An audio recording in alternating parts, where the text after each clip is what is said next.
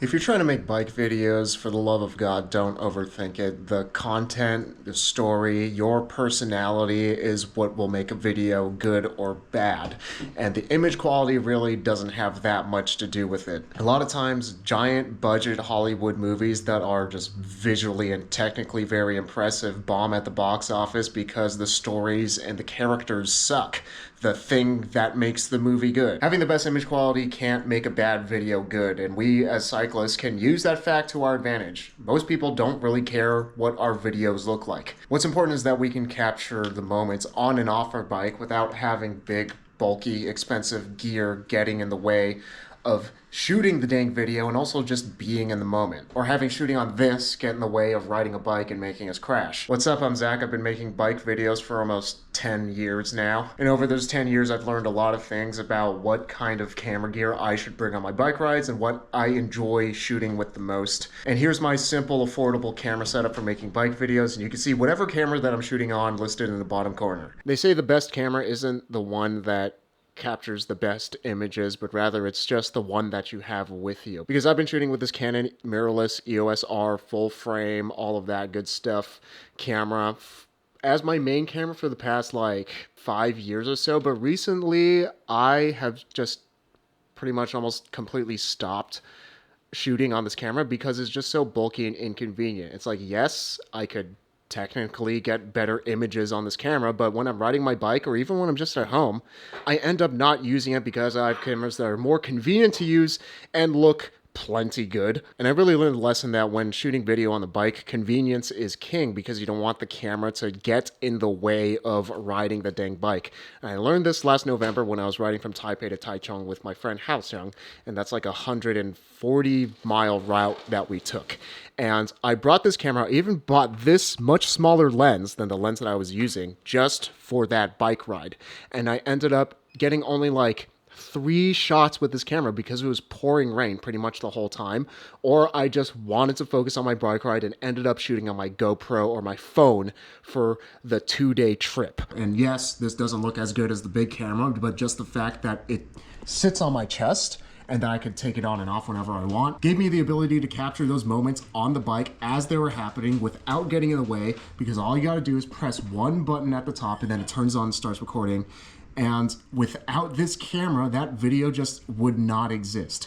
And on top of that, it's like, yeah, it doesn't look great right now, but once you give it enough light, if you just go outside, it looks way better.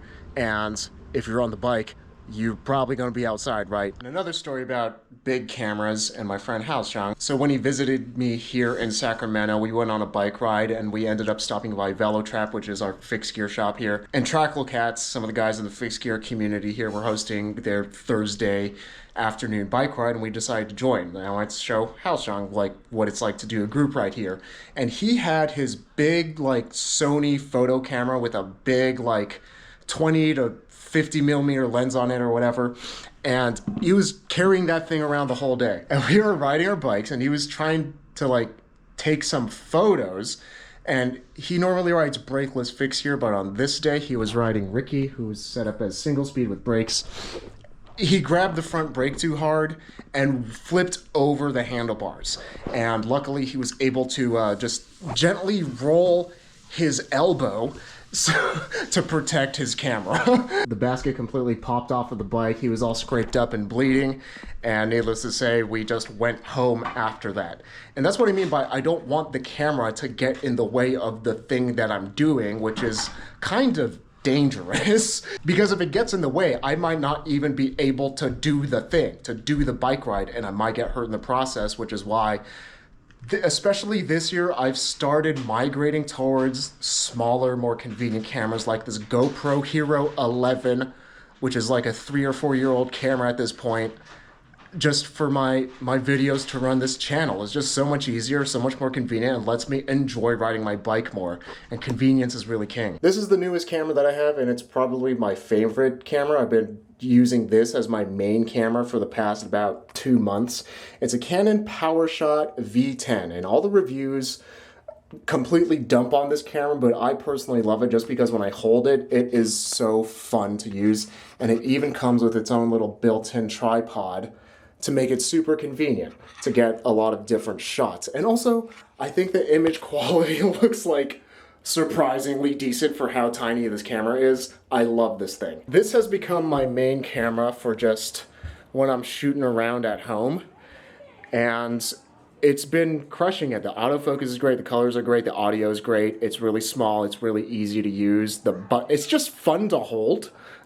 And I don't have to set up a tripod, and I hate setting up tripods and carrying tripods with me, which makes this little thing a champion in my book. Something to note is that maybe get a light. It helps a lot even when shooting with these tiny underpowered cameras. Lights are like the tires of the bike. Like, you spend a little money here, it goes a really long way. You spend a little money on tires on your bike, you could be more comfortable, you could go faster, you could be more confident in the corners, you could ride off-road, all that stuff. Get lights or shoot outside, and you don't need a big fancy camera. For the past 2 months, I've been shooting most of my videos on this little Canon Nugget or just my GoPro. And this little thing has been replacing this big full-frame mirrorless camera just because it's so much smaller, it's so much easier and convenient to shoot on, and also just so much more fun to shoot on. Like, the whole point of videos is having fun, so I like having cameras that inspire me to pick them up and shoot. I'm honestly seriously considering selling this just because I don't use it anymore. I haven't used it in 2 or 3 months, and nobody has said a word about the image quality of my videos. Nobody cares. Like, context matters. Like, when you watch a movie, you want it to look nice. Yes. When you watch a YouTube video, nobody really cares. People understand that it's just some guy yelling about bikes in his apartment, and it's not a complete movie studio in Hollywood. Like, people don't care when it comes to YouTube videos. And then when I'm on the bike, I'm primarily shooting with the workhorse of bike YouTubers, which is just a GoPro. GoPro Hero 11 Black Edition is what this thing is, and I have no reason to upgrade because I just think it looks good enough. I think the new GoPros look pretty much the same and don't really offer anything else that I need. So this GoPro you can get used for like 200-ish, 220-ish bucks if you just want a new one. I think it's like $260. And then to attach it to myself when I'm riding the bike, I use this handy dandy magnet mount so that I can put it on and take it off, talk to camera, and just have my angle of riding the bike super easy. I have dropped it a few times just because of like how my bike fit is, and then my knee will knock it off of the mount. But it's been totally durable. Like, I haven't had any issues with this GoPro specifically of it like overheating or corrupting memory or anything. It's been great, and I think the images look great for how tiny and how convenient of a camera it is. And something that's also really underrated with GoPros is that their audio quality is killer. All I have for audio is this foam windscreen. It's not even the GoPro one, it's just a third-party Chinese one. I've been using it for the past 3 years, and I think it sounds great, even when I'm riding my bike and it's windy. Sometimes a little bit of wind can get in there, but it's not enough to like completely ruin a video. I used to try to get the most cinematic shots out of this and like shoot in low saturation to get better dynamic range and blah, blah, blah. I just shoot in auto now. And most of the time I don't even shoot with a filter on it. I think it looks fine. And I expect this setup to cost around like $400 because there's some accessories to buy, but I think it's pretty affordable, and it's just kind of the one camera that you need if you're going to be shooting bike content. And sometimes I go out on rides and I don't have my GoPro, or I don't have this camera. Actually, on this camera, I don't really shoot with it out on rides. It's just the GoPro. But then I will shoot on my iPhone 12 mini. Don't complicate it. It looks fine. Nobody cares like how sharp the edges of your hair are on a YouTube video because YouTube is just gonna compress it anyway. Is always with me, and if I need to shoot something in the moment, I pull it out of my back pocket or my bag and I shoot it. Wow. I edit on DaVinci Resolve, which is just a completely free software. There is a bougier version with things that more professional people would need that I don't need. This is the free version, and I edit on a 2021 MacBook Pro 16-inch M1 with an external hard drive. This computer costs like $900 now. It doesn't have Windows, which is a huge plus. I used to color grade everything, but now I just shoot with auto settings on my cameras because I just want it to be as streamlined and as easy as possible, and now my editing only takes like an hour to an hour and a half, maybe, for a video like this, which is just, I can make more videos the easier it is, and I can get more content out there. I can help more people with my videos, the more videos that I make. So I want to streamline that process as much as possible, even if it means I have to sacrifice the cinematic look of my videos. I just don't really care. But that's just what works for me. YouTube is about you and your style of making videos. And for me, I just want it to be as easy and as streamlined and as automatic as possible so that the important thing can come through, which is just the content of the video or what I'm doing and the story that I'm telling, rather than getting bogged down in camera settings and editing the most cinematic B-roll montage. That's just not really my jam. It's great if that's your jam. I think that's sick, but that's what makes YouTube a beautiful thing, because we can express ourselves on this platform, and they're all valid. A lot of people like shooting on 360 cameras on their bikes so that they can get that third-person view and make it look like they have a camera crew with them and following them.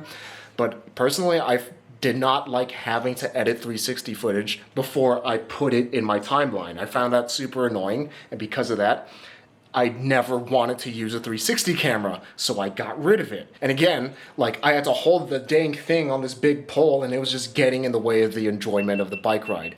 GoPro. It's turning off. That's supposed to happen. A lot of times when GoPros beep, they're not supposed to beep, and they're telling you, I'm overheating and dying. But mine doesn't do that. Mine has not done that. I love you, GoPro.